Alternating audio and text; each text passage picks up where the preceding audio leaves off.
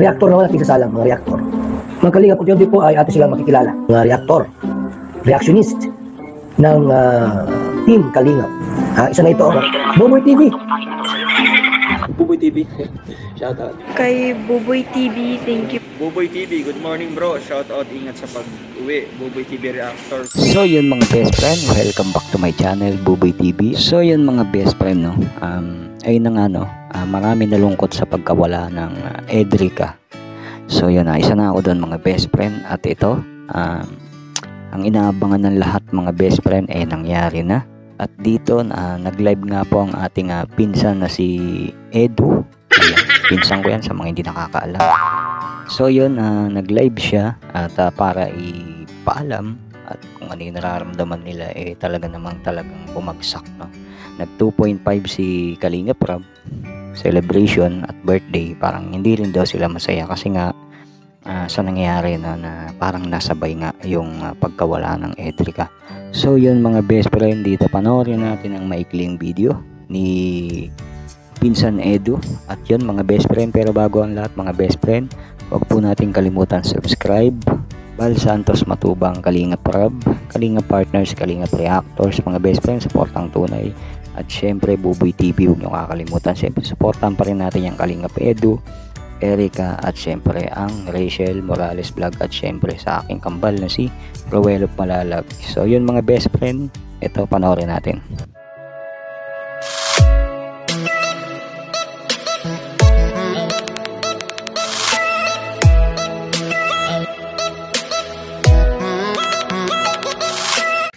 Medyo medyo ibang namin ngayon guys. Ibang ilang araw na po kaming medyo na parang na malungkot. Yan. Totoo po yun yung ni Rab, yung vlog. Yung vlog last day na last Friday yata yun, Friday. Totoo po yun. Kaya pag celebrate ng 2.5 po mga kalingap, medyo malungkot kami. Tapos nung birthday po medyo malungkot din ng konti.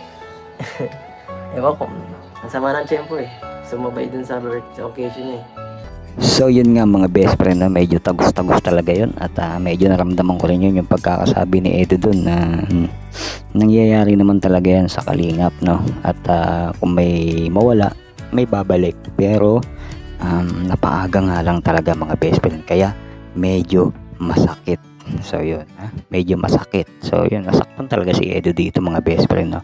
Nasaktan si Pinsan Edu dito, kaya ang dapat natin gawin na Pinsan talagang mag-workout muna tayo para labas natin yung natin, yung feelings, no? Doon natin buhatin natin yung mga mabibigat, no? Para wala yung lungkot ng nadarama natin. So yun, siyempre alamin naman natin mga best friend at panoorin kung ano sinabi niya kung ito, marami nag-aabang dito mga best friend. Paano na nga ba ang panliligaw ng aking pinsan, no? Tuloy pa ba yan o hindi na? I think dapat natin panoorin to kung ano sasabihin niya. Okay, pasok. Paano na yung panliligaw? Depende po kung gusto niya. Kung hindi na po, ay di back out na rin tayo kung hindi na, kung ayaw na niya. Pero kung hanggat okay lang, di tayo matigil guys. Pero kung ayaw na ni Erica, okay lang din guys. Grabe, ako din naiyak. So yun na nga yung mga best friend, nakadepende nga yun kay Erica. Kung gusto niya pa, tutuloy ni Pinsan. Pero pag hindi na, igagalang niya. At ayun nga sinabi niya mga best friend, back out na tayo. So yun, sayang naman kung ganun, tuloy mo na Pinsan. Medyo kumakagat na Oo, medyo kahit off cam, alam ko gusto ka rin ni Erica. Oo, alam ko gusto ka niyan, kaya dapat huwag kang titigil, no? Parang si Cambaruel, no? Hindi tumit. Ito naghihintay si Cambaruel ng ilang taon, no? At ito kay Erica naman 5 years no? Medyo matagal nga yun, pero medyo matagal nga yung pinsan, pero kayang-kaya yan. Mabilis lang ang yung taon kaya dapat habang naghihintay, handa mo na yung ano, handa mo na lahat, yung mga yung bahay niyo, yung ganito, o di ba? Para pagkasaktang sinagot ka niya, kasalan na mga best friend, di ba? So yun mga best friend, maraming tanong din kung paano na nga ba, tutuloy pa ba to, it's a prank ba to, tuloy pa ba yung pagpa-vlog, magbabago pa ba yung isip. Parang ano medyo magulo, no, medyo maraming question kung bakit. Siyempre nasayang yung opportunity na blessing para sa kanya na bahay, school, benefits, lahat nasa kanya. So yun, nasa iyo na ang lahat. So yun, sayang naman yung mga best friend kung hindi niya matutuloy, lalo na yung pabahay. Sobrang sayang yun. Pero napagdesisyon na nila na itulong na lang sa iba.